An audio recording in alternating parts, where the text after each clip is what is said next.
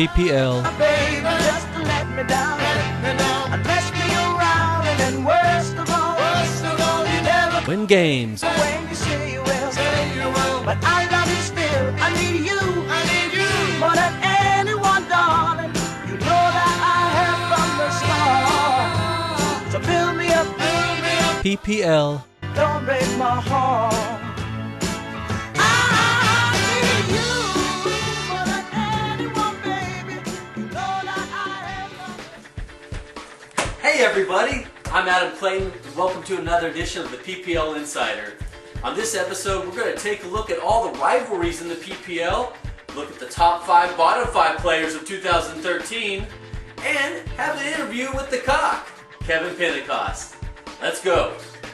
The PPL rivals, it goes all the way back to a few weeks ago. But did you know that the rivals now have names? Well, they do.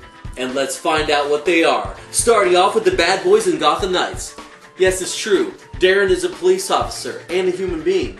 Yes, it's true that Todd does not like police officers. But did you know that Todd was aiding and abetting a fugitive for 3 years? Yes, it's true. Ever heard of Cynthia Cavalier? Well, Todd has, and I'm sure Darren has too. That's right, Darren. I have inside information on Cynthia Cavalier. Information you might want to know. So here's the deal. You bench your players next week if we both make the championship, and I'll give you that information. If you don't, Cynthia runs free. Anyway, the rivalry between Todd and Darren is called the Fuzz Bowl. Figure it out. Now on to the next rivalry. Just call me Fro and something offensive. This rivalry is called the Limestone Apartment Tickle Fight. It makes perfect sense if you ask me. Yes, that's right. They go home every night and have a tickle fight. Who wouldn't have a tickle fight with Fro and Willie? Well, I wouldn't, but Fro and Willie would, and that's all that matters. That is why they're called the Limestone Apartment Tickle Fight. A rivalry like no other. And let's keep it that way. On to the next rivalry. We're going to talk a little bit about my home turf. You know, Adam Clayton is obviously a big Isotopes fan. The owner of the Isotopes is dead sexy. I mean, it's ridiculous. I'm getting a slight bulge. Anyway, but the Springfield Isotopes and White People for Peace rivalry goes all the way back to high school. Sophomore year, second base. Not that kind of second base, get your head out of the gutter. It was on the baseball diamond. Anyway, this rivalry is called the JT or JC debate. If you don't know what that means, you're not part of the rivalry. Basically, that's about it. Alright, moving on. Of course, the Experience and the Rowdies are a natural rivalry. The Experience had a rivalry before this with the redhead Stilless Geffers.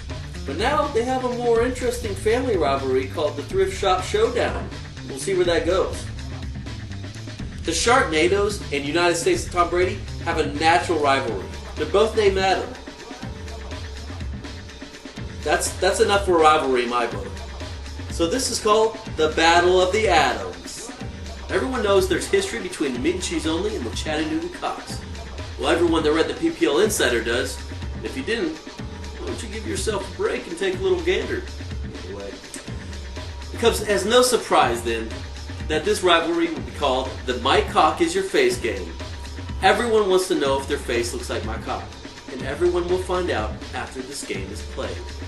There's all your PPL rivalries and their names.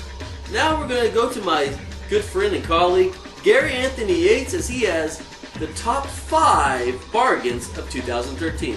Gary, take it away. Put your pants on. What the hell? I have pants. They're just called Daisy Dukes. Oh, hello. I'm Gary Anthony Yates, coming to you live. Come to you live from the PPL Purple Room. Here to talk about the top 5 bargains of 2013. We start with Keenan Allen.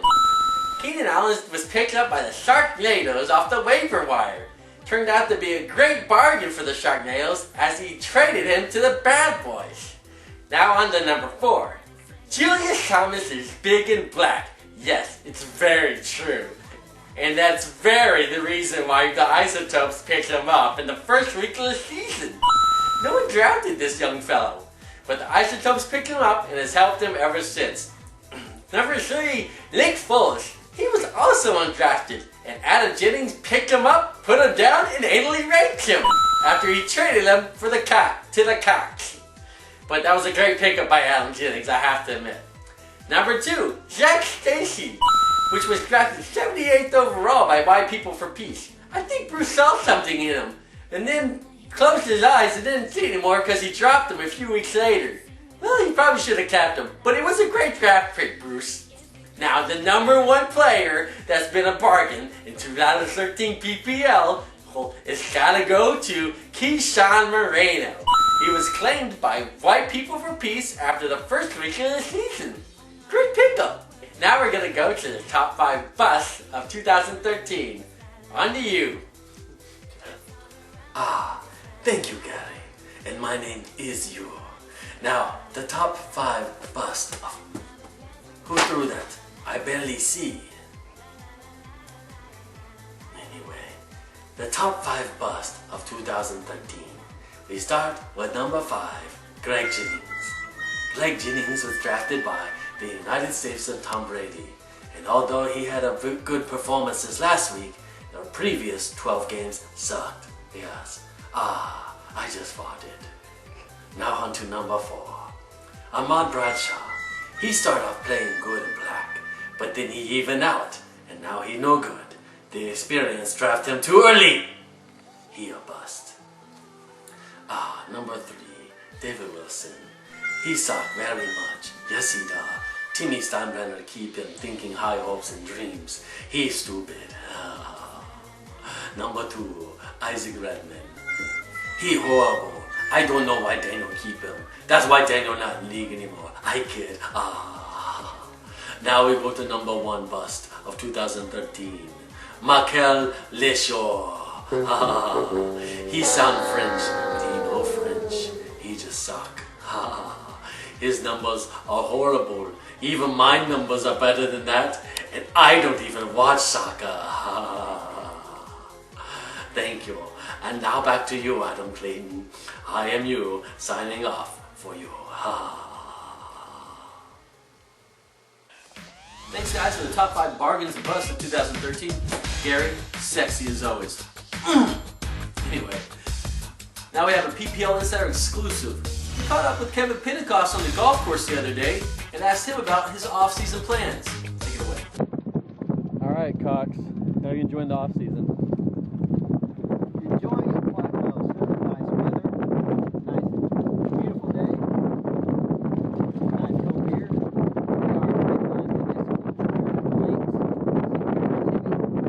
are in the lakes.